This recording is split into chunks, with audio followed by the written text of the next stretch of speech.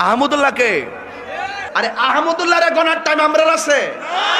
এই জন্য যে আহমদুল্লাহ এই কথা বলেছেন তাকে বলবো আমি 48 ঘন্টা সময় দিলাম।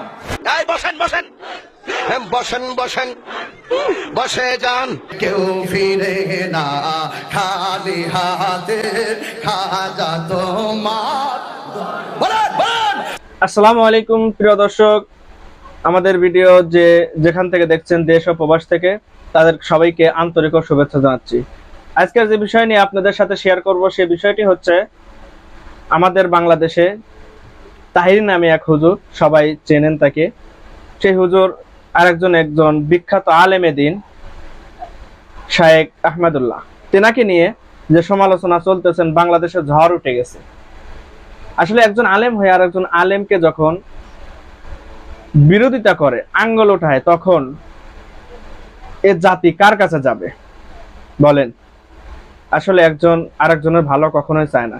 আসলে ব্যক্তি আহমদুল্লাহকে নিয়ে এখানে কথা হচ্ছে না, তার যে ফাউন্ডেশন আস-সুন্নাহ ফাউন্ডেশন, তেনার দিকে আঙ্গুল তুলতেছেন। আসলে আস-সুন্নাহ ফাউন্ডেশন বাংলাদেশের প্রত্যেকটা মানুষের হৃদয়ের কোনায় জায়গায় করে নিয়েছেন।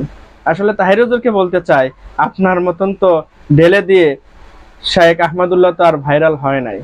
তিনি আল্লাহ এবং আল্লাহ রাসূলকে রাজি খুশি করাইছেন বলেই মানুষের মনে জায়গা পেয়েছেন। আর তাকে নিয়ে আপনি আঙ্গুল তুলতেছেন এবং 48 ঘন্টা তাকে আলটিমেটাম দিচ্ছেন, আপনি ট্রাইব্যুনালে যাচ্ছেন এবং তার বিরুদ্ধে মামলা করবেন।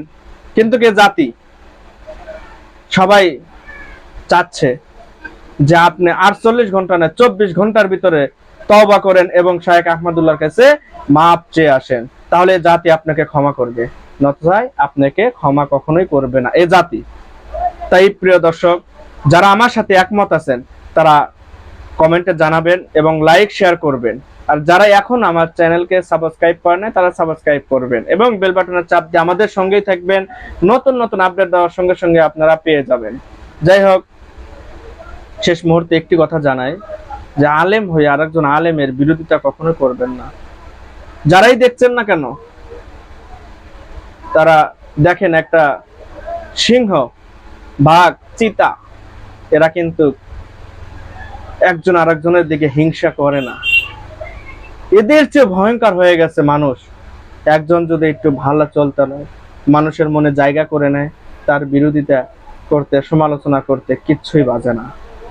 তাই যে আমাদের ভিডিওটি দেখতেছেন যারা, তাদেরকে বিশেষভাবে অনুরোধ করছি, সর্বপ্রথম আপনি চিন্তা করবেন, আপনি যখন একটি আঙ্গুল অন্যজনের দিকে তুলবেন তখন 5-4টি আঙ্গুল কিন্তু আপনার দিকে আছে।